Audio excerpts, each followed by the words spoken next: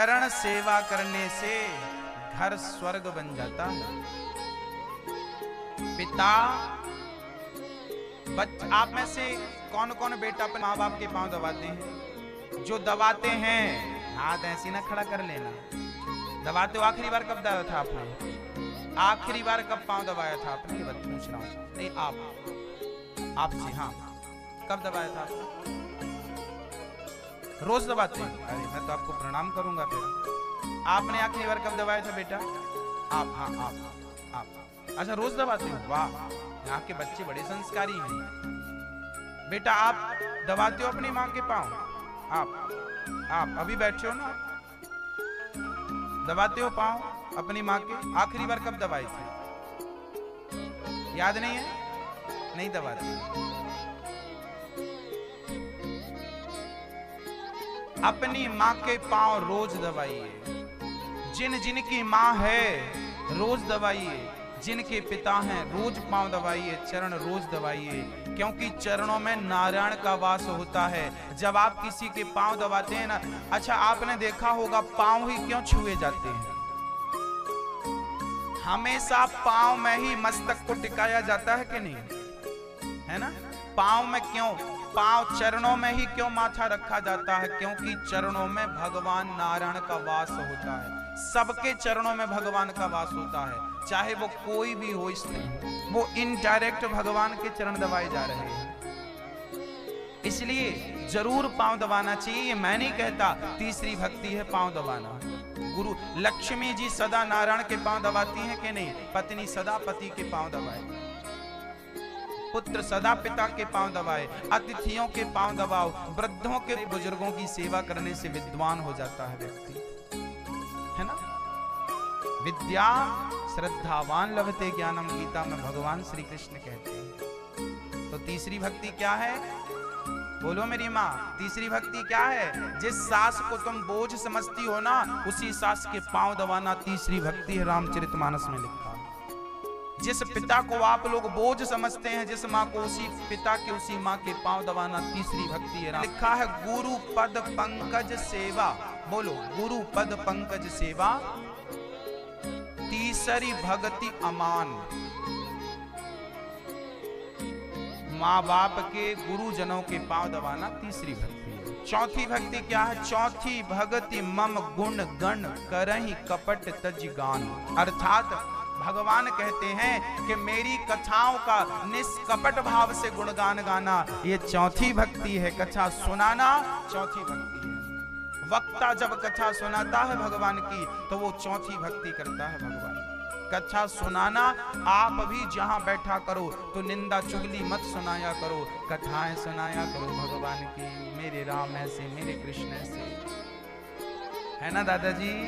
जब भी बैठो तो बकवास मत करो यहाँ वहां की। हरि अनंत, हरि कथा अनंत करिए। और हम तो आपसे निवेदन करेंगे समस्त भारतवासियों से कि आप जितनी माँ यहाँ बैठी हैं, आप लोग अपने बच्चे को सोने के पहले एक राम जी की कहानी या कृष्ण जी की कहानी या गणेश जी की कहानी या भगवान शंकर की कहानी जरूर छोटी सी सुना के सुलाया करो। बच्चों के संस्कार यहीं से तो बनेंगे। राम जी के बारे में आप बच्चों को बचपन से बताइए।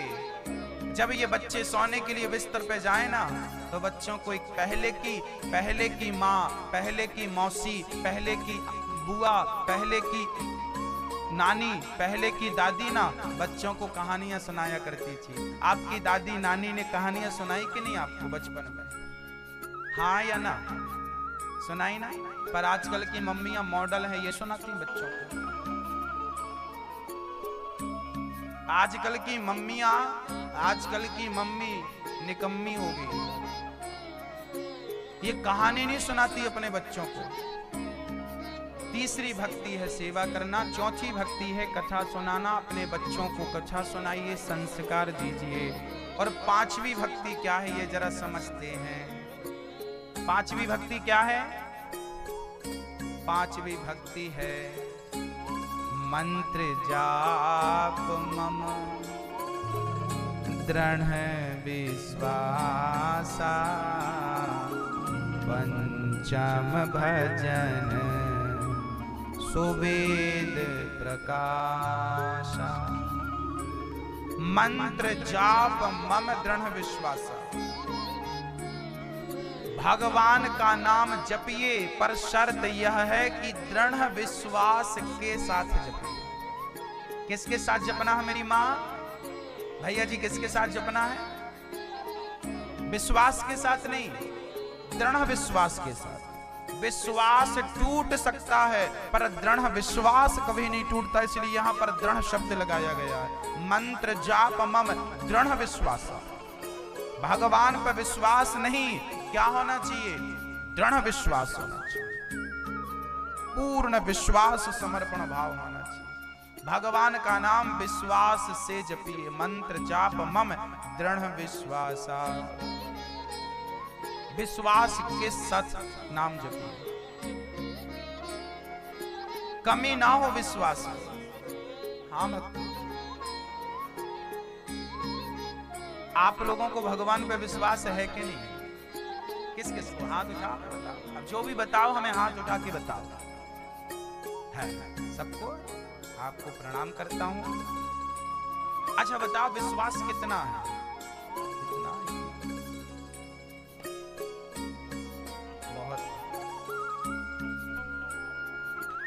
एक सज्जन हमसे बोले, गुरुजी मंदिर के बाहर दो लोग बैठते हैं, एक भिखारी बैठता है, एक पुजारी।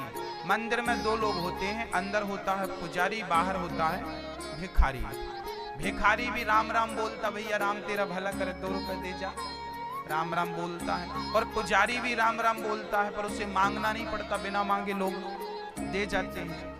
भिखारी परेशान रहता है, पुजारी आनंद से रहते हैं। दोनों ही राम राम जपते हैं।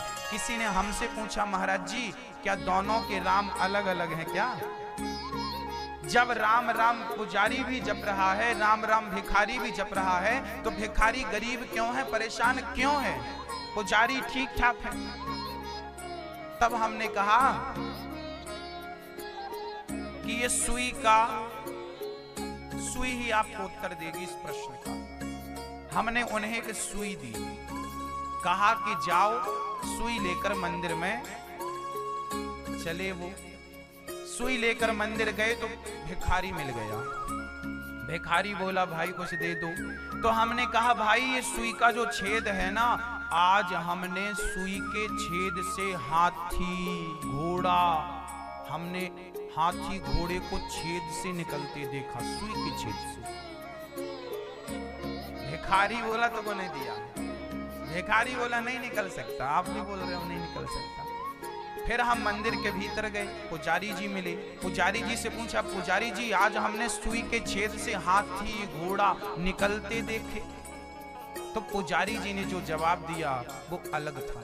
पुजारी जी ने कहा कि भाई सुई के छेद से हाथी और घोड़े, आश्चर्य। तब पुजारी जी ने कहा कि जिस परमात्मा के रोम रोम में ब्रह्मांड लटक रहे हो, ब्रह्मांड निकाया निर्मित माया, रोम रोम प्रतिवेद कहें। जिस परमात्मा के रोम रोम में अनेकानेक ब्रह्मांड लटक रहे हो, जिसके नाम के बल पर हनुमान जी समुद्र को छलांग लगा के पार कर गए हो। प्रभु मुद्रिका मेली मुख माही, जलधि लांग गए अचरज नाही। जिस नाम के बल पर बंदर हनुमान जी छलांग लगा के समुद्र को पार कर लेते हैं, जिनके रोम रोम में ब्रह्मांड लटक रहा हो, और जिनके इतने से मुंह पे माँ यशोदा ने बोला, चल मुंह खोल, मिट्टी खाई है तैने, मुंह खोल आ। जब मुंह खोला तो इतने से मुंह में पूरा ब्रह्मांड नजर आया कि नहीं। अतल वितल से हाथी और घोड़ा निकल जाए तो आश्चर्य क्या है? वो चाहे तो क्या नहीं हो सकता। सुई के छेद से हाथी घोड़ा निकलेंगे कि नहीं, मुद्दा ये नहीं है। मुद्दा तो ये था कि भिखारी ने कहा कि सुई के छेद से हाथी घोड़ा नहीं निकल सकता, और पुजारी ने कहा कि निकल सकता है। अर्थात भिखारी राम राम तो जपता है, पर उस राम पर उसे भरोसा बिल्कुल नहीं है, और पुजारी राम राम जपते हैं पर भरोसा के साथ जपते हैं कि मेरे भगवान चाहेंगे तो सब कुछ हो सकता है। बस यह विश्वास होना चाहिए, है ना? हाँ, विश्वास। आप लोग भी अभी सिर हिला रहे थे कि नहीं निकल सकता, नहीं निकल सकता। हम लोगों का विश्वास भी ना कमजोर है। इसलिए हम लोग परेशान हैं, इसलिए हम लोगों की भक्ति सफल नहीं है, क्योंकि हमारा विश्वास रास्ते में टूट जाता है। भगवान पे विश्वास पूर्ण रखो, पूरा विश्वास।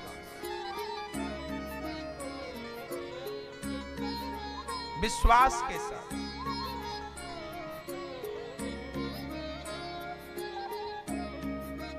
क्या रखना है भगवान पे? मंत्र जाप मम दृढ़ विश्वास। तो बोलो राम, बोलो राम, सीताराम सीताराम, गाओ रे गाओ रे गाओ रे। भक्ति क्या है? छठ तमशील विरत बहु कर्मा, निरत निरंतर सज्जन। अपने स्वभाव, अपनी सज्जनता, अपने सत्यता को कभी नहीं छोड़ना चाहिए। ये छठ भी सातव सम मोहि मय जग देखा। राम जी कहते हैं सातवीं भक्ति है सब में भगवान को देखना। सीय राम मय सब जग जाने, निज प्रभु मय देखा ही जगत के ही सन करहि विरोध। सब में भगवान का दर्शन करना। सब में कौन है? ईश्वर है, सब में वही समाया है। सब में ईश्वर का दर्शन करना सातवीं भक्ति है। आठवीं भक्ति क्या है? बोले आठव जथा लाभ संतोषा। जितना मिल जाए विधाता जितना दे दे उतने में संतोष रखो, बस यही है आठवीं भक्ति। जब आवे संतोष धन, सब धन धूरी समान। और नौवीं भक्ति क्या है? नवम सरल सब सन छलहीना। छलहीन हो जाओ। जो छल करते हो ना, छल कपट है, ये त्याग कर। भगवान कहते हैं कि समर्पण कर दो, मेरे चरणों में समर्पण कर दो। नवम सरल सब सन छलहीना, और मम भरोस, और मेरे ही भरोसे रहो। हरस न दीना, ना तो दुखी रहो ना तो शोक करो, है ना। ज्यादा मिल जाए उसकी खुशी नहीं होनी चाहिए, और गांठ का चला जाए उसका गम नहीं होना चाहिए। जाहि विधि रखे राम, ताही विधि रहिए, यही नौवीं भक्ति है। नवम सरल सब सन छलहीना, मम भरोस ही हरस न दीना। ये 9 प्रकार की भक्तियां भगवान ने गाई हैं। इनमें से एक भी आपके अंदर आ जाए, श्रवणम कीर्तनम स्मरणम पाद सेवनम अर्चनम वंदनम दास्यम सख्य आत्मनिवेदनम, एक भी आ जाए तो निश्चित मानिए कि हमारा उद्धार हो जाएगा। पर हम लोग कपटी बहुत हैं। प्रहलाद इस भक्ति को, नवधा भक्ति का विस्तार किया, प्रहलाद को गोद से फेंक दिया और कितनी गालियां दी, और चल आज तुझे दंड देता हूं, ये कहकर हिरण्यकश्यप ने प्रहलाद को निकाल दिया। संडमर के लेकर चले गए, पढ़ने लगे प्रहलाद जी। एक दिन प्रहलाद के स्कूल में कोई नहीं था, टीचर गुरुजन गए थे बाजार। सारे विद्यार्थियों ने प्रहलाद जी से पूछा, भैया प्रहलाद, जिस स्कूल में तू पढ़ता है उसी में हम पढ़ते हैं, जो रोटी तू खाता है वही हम खाते हैं, पर तेरी बुद्धि अलग क्यों है? तेरी विचारधारा अलग क्यों है? तू ऐसा क्यों है? तू भगवान का भजन क्यों करता है? पिता से तक द्वेष कर रहा है क्यों? पिता तुझसे द्वेष करते हैं फिर भी तू हट नहीं छोड़ रहा है। तब प्रहलाद जी ने कहा कि मेरे असली गुरु तो नारद जी हैं। जब मेरी मां गर्भवती थी तब नारद जी, इंद्र मेरी मां को लेकर जा रहे थे, तब नारद जी ने कहा कि इन्हें मत ले जाओ। नारद जी अपने आश्रम पे ले गए और मुझे खूब कथाएं सुनाई मेरी मां को। मैं पेट में था, नारद जी ने जो भी कथाएं सुनाई वो माँ के पेट से मैंने सब सुन लिया, और वही संस्कार, माँ के पेट के संस्कार आज मेरे काम आ रहे हैं। लोग बोलते हैं ना कि हम पेट से थोड़ी सीख के आए हैं, ना भक्तों, संस्कार तो बच्चे पेट से ही लेकर आते हैं। अच्छे बुरे का संस्कार बच्चों को पेट से ही देने शुरू हो जाते हैं, क्योंकि कुछ बीमारियां होती हैं। कभी कभी डॉक्टर पूछता है, जब आपको डायबिटीज होती है, शुगर होता है, ये वो सब बीमारियां, तब डॉक्टर पूछता है क्यों, ये बीमारी क्या आपके फादर को है, पिता को है? नहीं। माँ को है? नहीं। दादा को है? नहीं। दादी को है? हाँ। कई बार दादा दादी की बीमारियां बच्चों में आ जाती हैं, ऐसा डॉक्टर कहते हैं। परंपरागत, यदि बाप दादों की बीमारियां परंपरागत बच्चों को आ सकती हैं, तो क्या माँ बाप के संस्कार बच्चों में नहीं आएंगे? संस्कार तो पूरे आएंगे ना बच्चों में। इसलिए संस्कारवान जरूर बनिएगा, बच्चों को बनाइएगा। श्री प्रहलाद जी ने सारी बातें समझाई और प्रहलाद जी ने कहा, काऊ मारे अंग बन के प्रहलाद को बचाते हैं। भगवान प्रहलाद जैसे भगत के लिए देखो आ गए कि नहीं। भगवान अपने भक्तों पे कितना भरोसा करते हैं, कितना प्यार करते हैं। अच्छा, खंबा चीर के भगवान प्रकट हो गए कि नहीं? क्या भगवान उस खंबे पे थे? हाँ या ना? मैया, ओ मैया, ओ मैया, हो गई बातें? और कर लो, कर लो थोड़ी सी।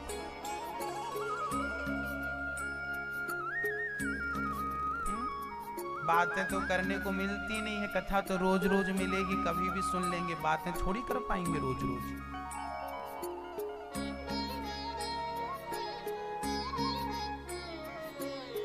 सुन लो मेरी माँ। हाँ, क्या भगवान खंबे पे थे? नहीं, भगवान खंबे पे नहीं थे। भगवान खंबे से प्रकट नहीं हुए। भगवान तो भक्त के विश्वास में थे, और भक्त ने कहा कि इस खंबे पे भगवान है, तो भक्त का वचन मिथ्या ना हो जाए, इसलिए भक्त के वचन को सिद्ध करने के लिए, सत्य करने के लिए भगवान खंबा चीर कर प्रकट हो गए। भगवान खंबे से नहीं, भक्त के विश्वास से प्रकट हो गए। मंत्र जाप मम दृढ़ विश्वास, विश्वासो ही फलदायक। प्रहलाद जी के कहने से भगवान आ गए। एक बार भगवान ने हाथी को बचाने हरि अवतार धारण किया था। एक हाथी था, नाम था गजेंद्र। गज नाम इंद्र गजेंद्रा, जो गजों के समूह का राजा हो से गजेंद्र कहते हैं। एक हाथी था, बड़ा पहलवान था, शक्तिशाली था। अपनी पत्नियों के साथ 50 हथनियां थी उसकी, 50 पत्नियां थी, और 100-200 तो बच्चे थे। लंबा चौड़ा झुंड था उस हाथी का। एक दिन क्या हुआ, वो हाथी एक सरोवर में स्नान करने उतरा। उस सरोवर में एक मगर रहा करता था। हाथी उस सरोवर में स्नान कर रहा था, सूंड में पानी भर भर के पत्नी पर, बच्चों पर डाल रहा था, बच्चों को नहला रहा था। हाथी बच्चों से बड़ा प्यार करते हैं, कोई भी हो, हर माँ बाप अपने बच्चों से प्यार करते हैं, चाहे वो कोई भी प्राणी हो, जीव कोई भी हो। हाथी भी प्यार करता था। परंतु हम लोग अपने परिवार से बहुत प्यार करते हैं, परंतु वो परिवार हमसे कितना प्यार करता है, ये आप देखिएगा। इस कथा से ये देखने को मिलेगा। हाथी सरोवर में स्नान कर रहा था। सरोवर में एक मगर रहा करता था। उस मगर ने हाथी का पांव पकड़ लिया। अब मगर लगा हाथी को पानी में ले जाके मारने के लिए। अब हाथी बलशाली था, उसे लगा कोई होगा छोड़ देगा। हाथी नहाता रहा। अंत में मगर हाथी को खींचकर जल के भीतर ले जाने लगा। अब हाथी चिल्लाया, पत्नियों को, बच्चों को आवाज लगाई, बचाओ, मैं पानी के भीतर जा रहा हूं। लगता है मगर ने पांव पकड़ लिया। अब हाथी की पत्नियों ने सूंड से सूंड मिलाई, बच्चों ने सूंड से सूंड मिलाई, पर कहां खींचने वाला था। जलचर जल में भारी होता है, शक्ति उसकी ज्यादा होती है। आप तो थलचर है ना, आपकी शक्ति क्या काम करेगी पानी के भीतर। अब हाथी बहुत जोर लगाया, नहीं बचा। पत्नियां थक गईं, बच्चे थक गए, उनको भूख लगी तो वो छोड़कर जंगल चले गए। हाथी चिल्लाता रहा, मुझे संकट में छोड़ के पत्नियां तुम जा रही हो, बच्चे तुम जा रहे हो। बच्चों ने कहा या तो बाहर आ जाओ या पूरी भीतर चले जाओ, तुम्हारे चक्कर में हम मर रहे हैं भूखे प्यासे। कई दिन हो गए, पत्नी और बेटे सब चले गए, हाथी अकेला पड़ा रहा। अब हाथी को बहुत गिलानी हुई कि राम राम, जिस परिवार के लिए जीवन न्योछावर कर दिया, आज वही परिवार मुसीबत में छोड़कर चला गया। सच्चाई यही है मेरी माँ, ये कहानी उस हाथी की नहीं है, ये कहानी हम सभी की है।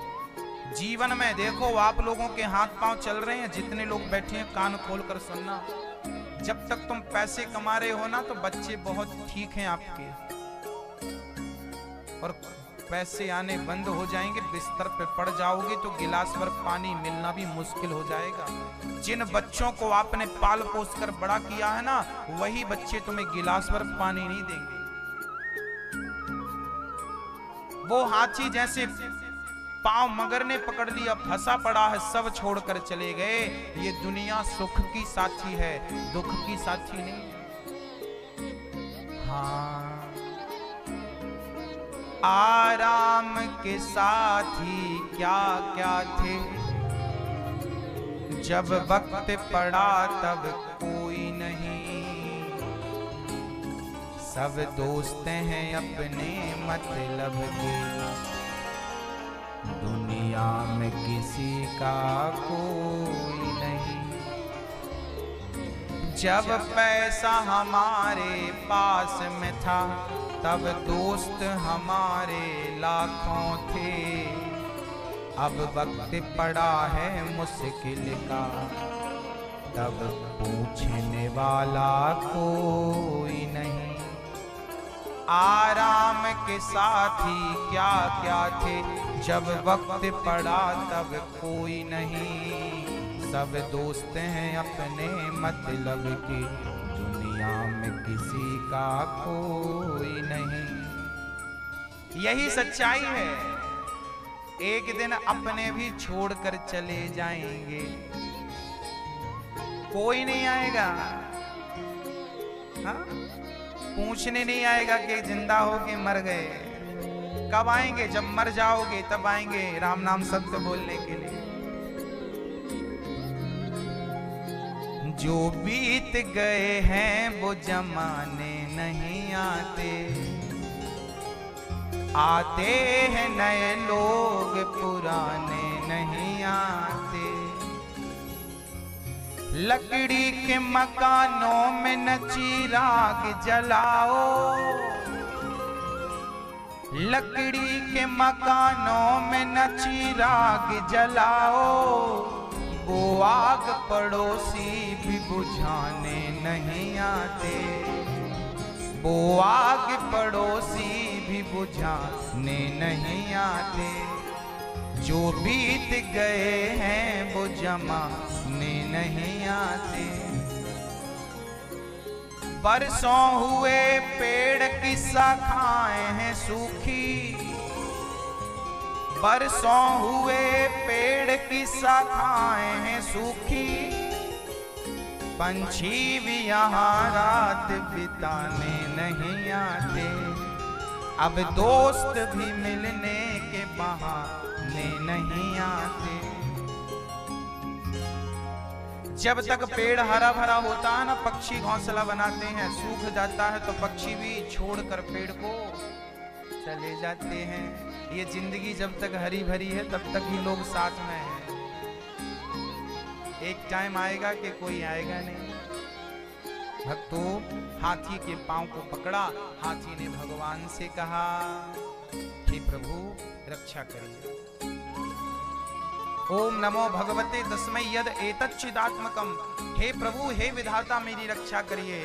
और जब हाथी ने आर्त भाव से भगवान को पुकारा तो भगवान भला क्यों ना सुने, भगवान प्रकट हो गए और हाथी के सूंड को पकड़ के बाहर रखा, सुदर्शन निकाला, मगर का सिर काटा, हाथी की रक्षा की। किसी कहा, प्रभु आपको बुलाया तो हाथी ने था, पर आपने सुदर्शन से सिर काट दिया मगर का, तो आप मगर का उद्धार हो गया। हाथी का उद्धार बाद में होगा, मगर का पहले हो गया। ऐसा क्यों कि बुलाने वाले का उद्धार बाद में, इनका पहले। तब भगवान ने कहा कि मेरा स्वभाव ऐसा है कि जो मेरे चरण पकड़ता है मैं उसका उद्धार बाद में करता हूँ, जो मेरे भक्त के चरण पकड़ लेता है उसका उद्धार पहले कर देता हूँ। मगर ने हाथी के पांव पकड़े ना, इसलिए भक्त के पांव पकड़ा, इसलिए उद्धार कर दिया। दासानुदासो भवितास में भूया।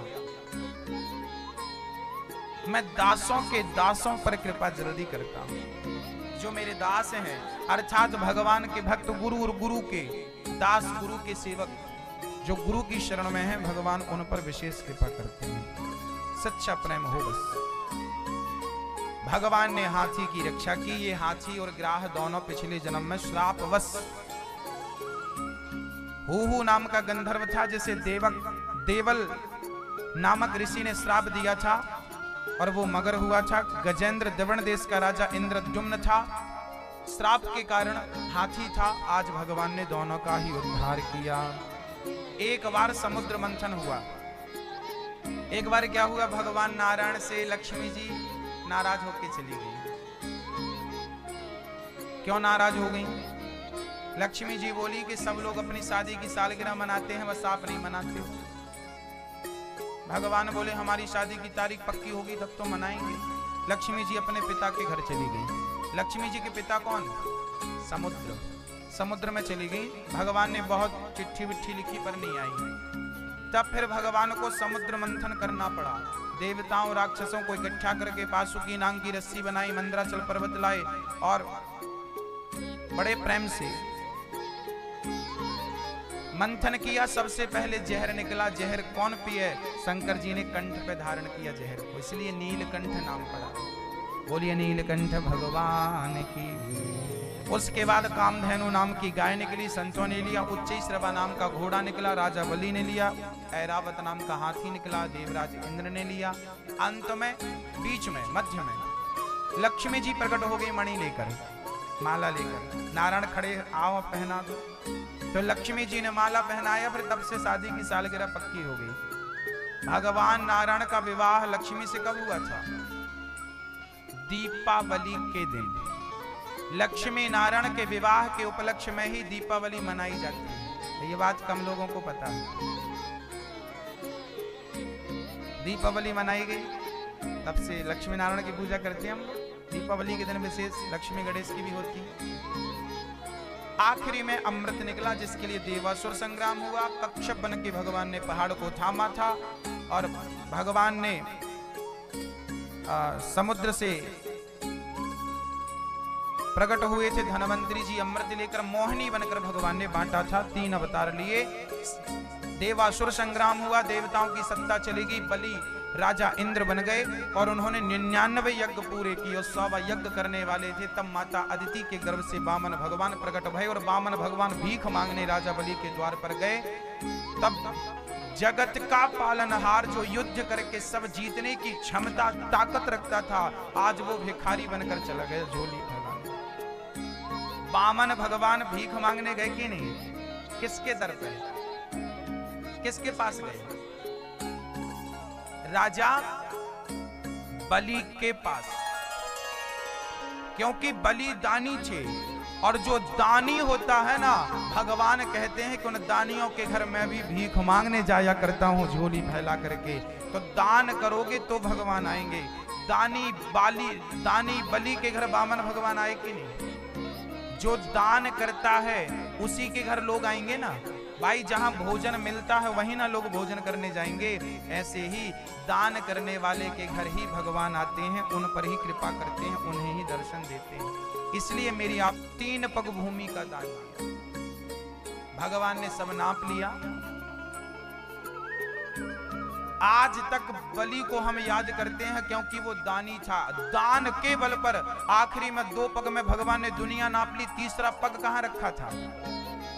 राजा बलि ने कहा कि मेरा धन नाप लिया आपने। भगवान ने विशाल शरीर किया 3 पग भूमि का दान लेने के बाद। पहले पग में अतल वितल सुतल तलातल रसातल महातल भूर्भुवः स्वः सब नाप लिया। दूसरे पग में सत्यलोक को नाप लिया, ब्रह्मलोक को नाप लिया। तीसरा पग कहां रखे? भगवान के दूसरे पग में जब पांव का अंगूठा ब्रह्मलोक में लगा तो ब्रह्मांड फट गया, पानी गिरने लगा। ब्रह्मा जी ने उस पानी को कमंडल में रखा, बाद में छोड़ा। वही भगवान बोले राजन मैं तुम्हें छलने आया था, तुमने तो मुझे ही छल लिया। भक्तों, दान करने वाले के घर भगवान पहुंचते हैं, उनके मस्तक पे अपने चरण तक रखते हैं। अच्छा, आप लोग दान करते हैं कि नहीं? भैया जी आप लोग दान करते हैं कि नहीं? कि दान केवल लेते बस है? अच्छा, आप लोग दान लेते हो कि नहीं? दान लेते हो कि नहीं आप लोग? बाकी लोग बोलेंगे, आप लोग दान लेते हो कि नहीं? किससे दान लेते हो? याद रखना मेरी मां, इस सृष्टि में हम सब लोग दान लेते हैं। किससे? बोले दाता एक राम, भिखारी सारी दुनिया, राम एक देवता, पुजारी सारी दुनिया। दान कौन आपको देता है वो आपको बोल रहा हूं। किसान जब खेत में गेहूं बोता है, तो किसान खेत में जब बोता है, आपने दान कर दिया। खेत में गेहूं बोने का अर्थ है किसान ने खेत में दान कर दिया, बो दिया। अब आपने दान किया है, तो जिससे दिया है वो देगा कि नहीं वापस? तो अभी जब गेहूं की फसल आएगी तो जितना बोया है उससे ज्यादा काटोगे कि नहीं? आपने दान दिया था जितना, पृथ्वी माँ ने उससे कई गुना ज्यादा दान आपको किया कि नहीं? ये प्रकृति हमें दान करती है कि नहीं? आम हर साल हमें वृक्षों, हमें फलों का दान करते हैं कि नहीं? आम हर साल फल दान करता है कि नहीं? अनाज का दान प्रकृति करती है कि नहीं? नदियां किस चीज का दान करती हैं? बोलो मेरी माँ। नदियां हमेशा जल दान करती हैं, वृक्ष हमेशा फल दान करते हैं। वो सबसे लेता, लाखों करोड़ों नदियां समुद्र में मिलती हैं, पर समुद्र किसी को पानी नहीं देता है? किसी की प्यास तक नहीं बुझाता समुद्र। आपकी प्यास नहीं बुझा सकता समुद्र, पानी खारा है। क्योंकि समुद्र केवल लेना जानता है, समुद्र देना नहीं जानता। और जो देना नहीं जानता, भगवान उसके धन को खारा कर देते हैं। ये लोग, तुम्हारे पास पानी बहुत है पर किसी की प्यास तुम नहीं बुझा पाओगे, खारा कर दिया। जिसके पास बहुत धन है उसके बाद भी देने का मन नहीं है, भगवान उसके धन को फिर जल्दी से मिट्टी में मिला देते हैं कि तेरे पास धन है, कोई काम का नहीं, तू सदुपयोग तो किया नहीं। दान, धन की 3 गतियां होती हैं, दान, भोग, नाश। या तो धन है तो दान कर लो, जितना आपको जरूरी है उतना आप रखो। अच्छा ये बताओ, हम यदि टैक्स ना दें सरकार को तो हमारा धन 2 नंबर का हो जाता है कि नहीं? यदि आपने टैक्स दे दिया तो आपका वो धन 1 नंबर का हो जाएगा। ऐसे ही आप भी जब दान करते हैं, विधाता, अच्छा कभी आपने सोचा है कि भगवान ने आपको धनवान क्यों बनाया है? क्यों बनाया बताइए? धनवान क्यों बनाया? धनवान इसलिए बनाया है कि तुम लोगों की सेवा करो, दीन दुखियों की सेवा करो, जरूरतमंदों की सेवा करो। अब धन पाके तुम अकड़ मत जाना कि मैं तो ये, मैं तो वो, मैं तो वो। धन दिया है उसका सदुपयोग करिए, सेवा में लगाइए, यज्ञ करिए। पहले के लोग कुआं खुदवाते थे, बावड़ियां बनवाते थे, पेड़ पौधे लगवाते थे, और आजकल के लोग धन का केवल दुरुपयोग करते हैं, शराब पीते हैं, सुरा सुंदरी में घूमते रहते हैं।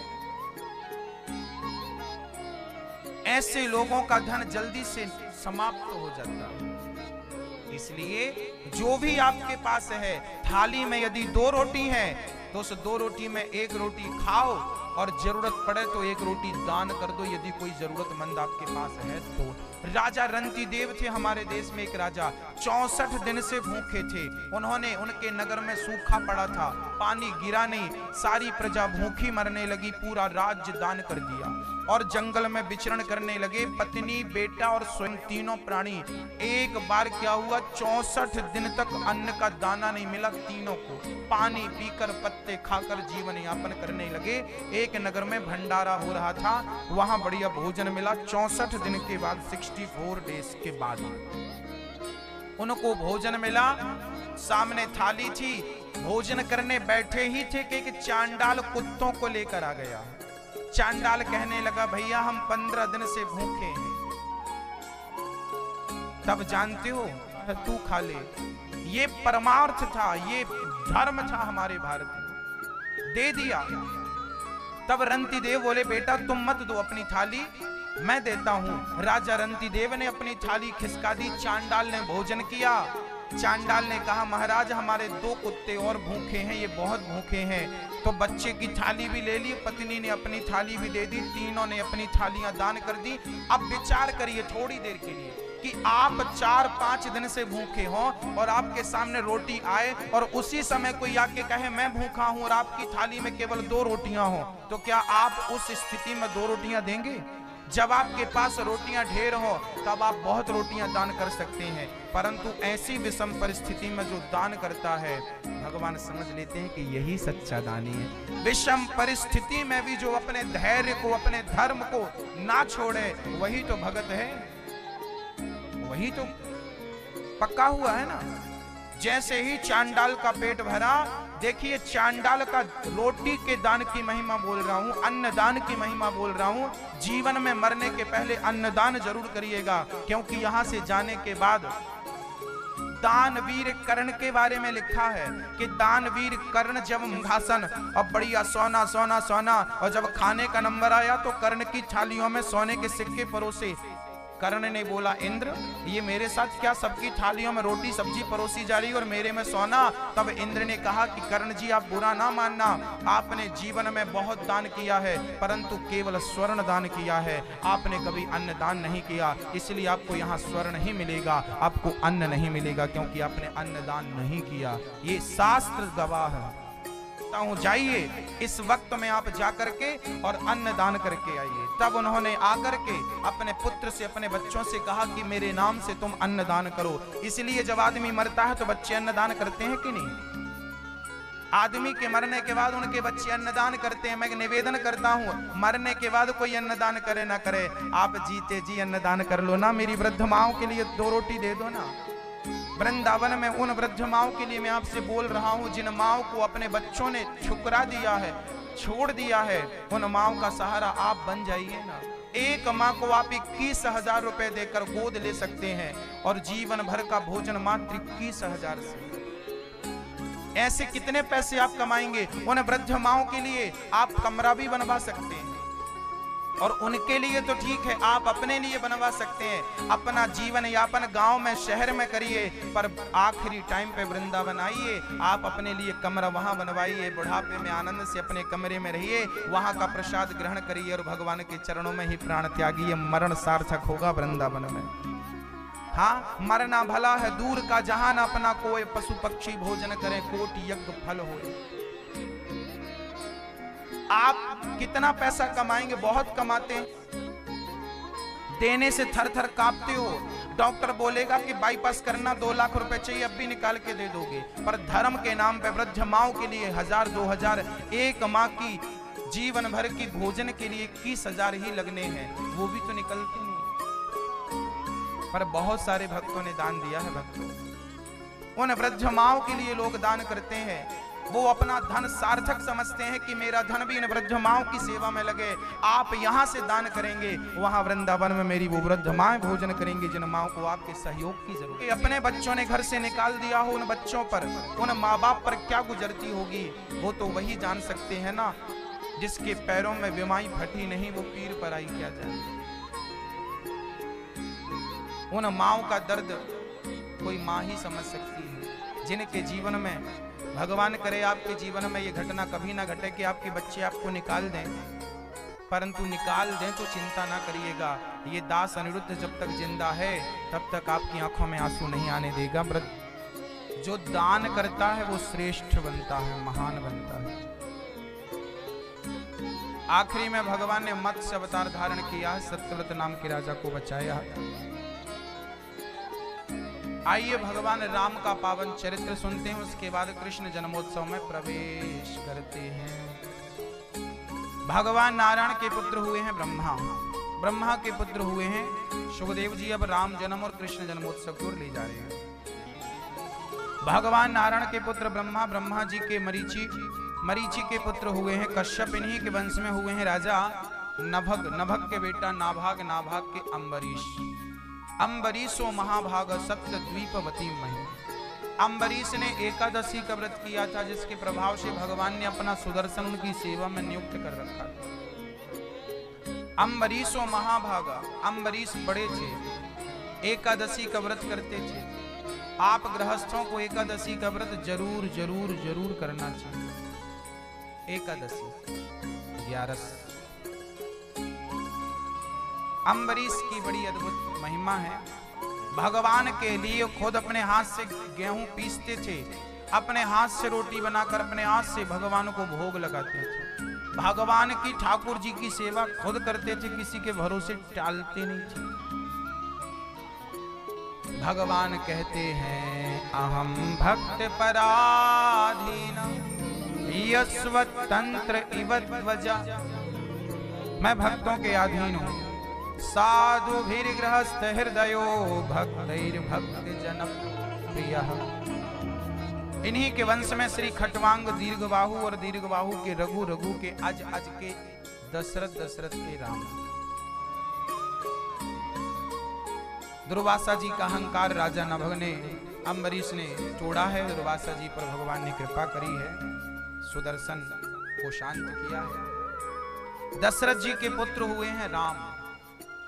दशरथ जी का बुढ़ापा आ गया, संतान नहीं थी। गुरुजी ने यज्ञ कराया, यज्ञ भगवान ने खीर खिलाई, तीनों रानियां गर्भवती भई। समय पर 4 बच्चे हुए।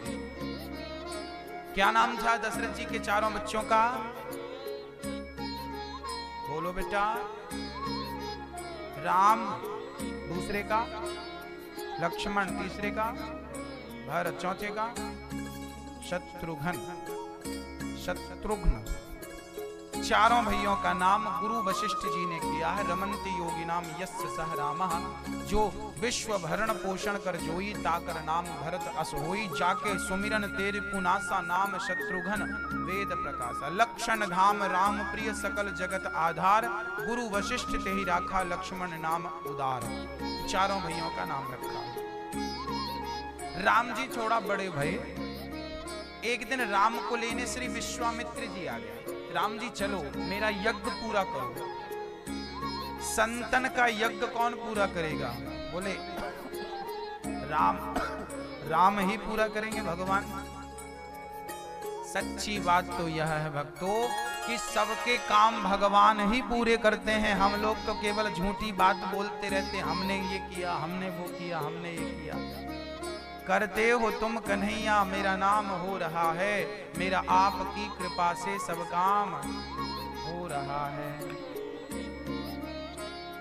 गुरु जी ने बुलाए हैं, राम लक्ष्मण को लेकर चले हैं। रास्ते में एक पत्थर की शिला दिखाई पड़ी। अहिल्या गौतम की नारी का। राम जी ने पूछा, गुरु जी ताड़का का भगवान ने उद्धार किया। जब सीता स्वयंवर की ओर जाने लगे, रास्ते में गौतम की नारी पत्थर। राम जी ने बोला, गुरु जी ये किसका स्वरूप है? पत्थर में स्त्री का स्वरूप दिख रहा है। तब गुरु जी ने कहा कि गौतम नारी श्राप बस उपल दे है धरि धीर, चरण कमल रज चाहती, कृपा करो रघुवीर। गुरु वशिष्ठ विश्वामित्र जी ने कहा कि गौतम की नारी श्रापवश अहिल्या है ये। तो गौतम जी ने श्राप क्यों दिया था? बोले एक बार गौतम का रूप बना के इंद्र आया था और ये इतनी सुंदर थी कि इंद्र को भी प्रभावित कर लिया। इंद्र आए और इनका चरित्र बिगाड़ने के लिए आए, पर बाद में इन्होंने विरोध किया, पहचान गई ये। पर ये बात श्री गौतम जी समझ नहीं पाए और श्राप दे दिया, जा तू पहचान नहीं पाई कि तेरा पति कौन है, जा पत्थर की हो जा। चरणों में गिर पड़ी अहिल्या, प्रभु मैं आपकी पत्नी हूँ, मैं पवित्र हूँ। इंद्र आए जरूर थे पर मैंने उन्हें स्वीकार नहीं किया, अपराधी हूँ, क्षमा करो। तब गौतम जी ने कहा था, चिंता ना करो, जब त्रेता युग में राम जी यहाँ से निकलेंगे और वो अपने चरण उठाकर यदि तुम्हारे ऊपर रख देंगे तो उनके चरणों की धूली का स्पर्श होते ही तुम इस पत्थर की होनी से मुक्त होकर मेरे निज धाम को चली जाओगी। आज वही गौतम की नारी राम के चरणों की रज चाह रही है। तब राम जी को संकोच लगा कि मैं क्षत्रिय और ये ब्राह्मण की पत्नी है, मैं ब्राह्मण के ऊपर भला अपने चरणों की चरण कैसे स्पर्श कराऊं, पर कृपा तो करनी थी ना। राम के चरणों का स्पर्श पाते ही गौतम की नारी खड़ी हो गई, पत्थर की योनि से मुक्त होकर पति के धाम को चली गई, चरणों में गिर पड़ी, कहने लगी प्रभु जो सौभाग्य मुझे मिला है, तब मुझे लग रहा था कि मेरे पति ने मुझे श्राप देकर मेरे साथ गलत किया, पर पति ने श्राप ना दिया होता तो आज राम आपका दर्शन ना हुआ होता। पति ने जो किया था भला किया था। आपका दर्शन पाकर मैं धन्य धन्य हो गई। राम के चरणों की रज, कितनी महिमा है राम के चरणों की रज की। इसलिए कहता हूं भक्तों, राम के चरणों से जुड़े रहिएगा। आगे चले हैं सीता स्वयंवर में, बड़े बड़े राजा पहुंचे हैं, धनुष यज्ञ था, धनुष हिला नहीं। बड़े बड़े राजाओं ने धनुष उठाया, धनुष था हिलने को तैयार नहीं। भूप सहद से कहीं 12 लगे उठावन टरही नटारा। एक ही बार में, अर्थात एक ही बार, एक ही दिन, एक ही बार मतलब सोमवार मंगलवार, एक ही दिन में 10,000 राजाओं ने ट्राई किया, हिला नहीं। जनक जी को लगा मेरी बेटी अब कुंवारी रहेगी, कोई छत्री नहीं है। लक्ष्मण जी मैदान में कूद पड़े, मैं तो हूं।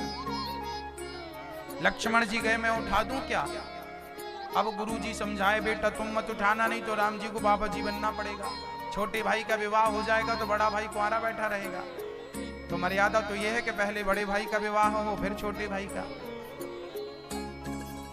तो अब राम जी खड़े भये, धनुष को प्रणाम किया, परिक्रमा लगाई, डोरी चढ़ाने लगे। धनुष भंग हो गया और जैसे ही धनुष भंग हुआ देवता जय जयकार करने लगे। लेत चढ़ावत खेचत गाढ़े, काहू न लखा देख सब ठाड़े, ते ही धन राम मध्य धनु तोड़ा।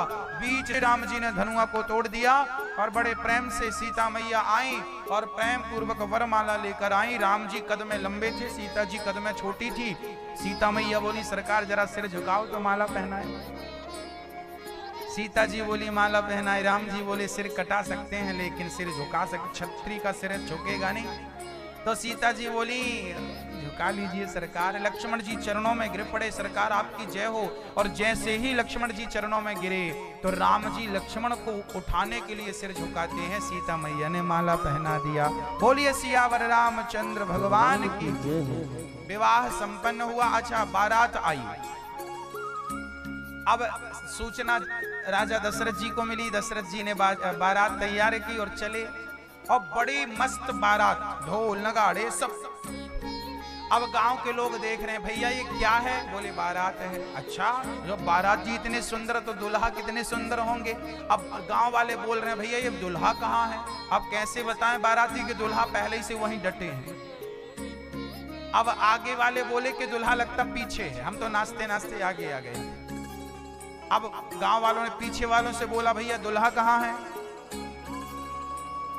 तो पीछे वालों ने कहा कि तुम्हें पीछे का किसने बोला? बोले आगे वालों ने। पीछे वाले बोले लोग अपनी जान इन्होंने बचा लिया। तो पीछे वालों ने कहा लगता भीड़ भाड़ में तुम देख नहीं पाए, बीच में थी दुल्हा। अब जब सारे गांव वाले परेशान करने लगे कि दुल्हा कहाँ है, तब फिर रथ पर भरत जी को बिठाया गया, सबको दिखाया गया कि ये दुल्हा है, क्योंकि भरत जी राम जैसे दिखते थे।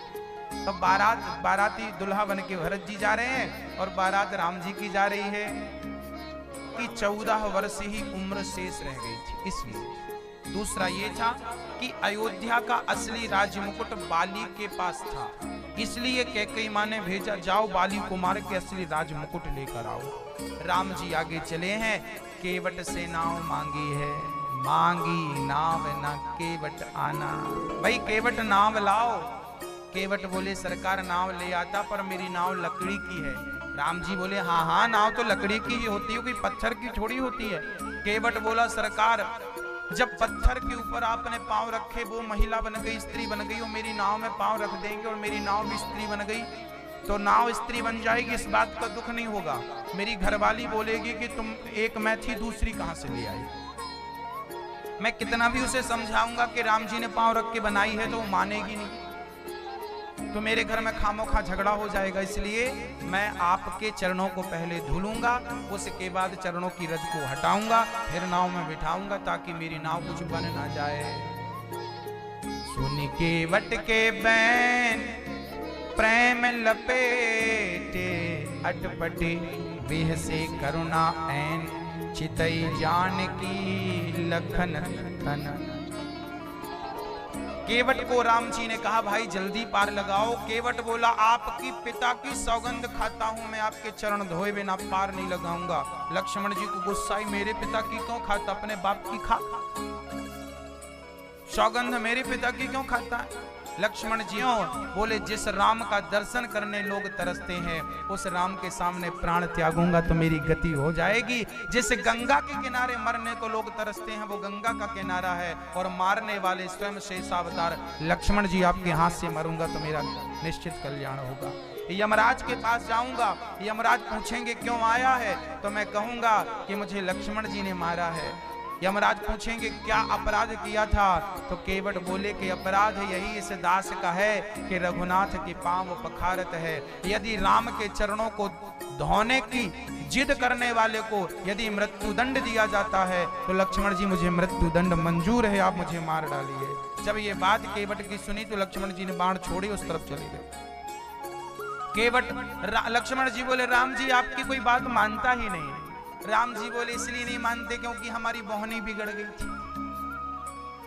क्योंकि लोग दुकानदार क्या बोलता है कि पहला ग्राहक बोहनी ना खराब करे, उधार ना मांगे, क्योंकि पहली उधारी गई तो दिन भर उधारी। लोग कहते हैं यार बोहनी तो ना खराब करो। राम जी बोले हमारी तो बोहनी बिगड़ गई थी। लक्ष्मण जी बोले कैसे?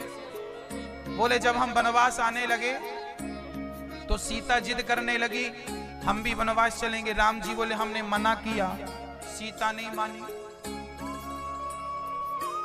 सीता नहीं मानी।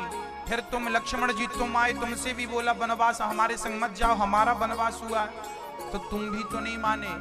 राम जी बोलते हैं सुनो हमारी बोहनी सीता से खराब हो गई, इनसे बोला था संग ना जाओ ये नहीं मानी, तुमसे बोला था संग नहीं जाओ तुम नहीं माने, अब ये केवट भी नहीं मान रहा है। अब बोहनी जब बिगड़ी तो अब जैसे सब मिलेंगे बस वैसे ही मिलेंगे, कोई नहीं मानेगा हमारी बात।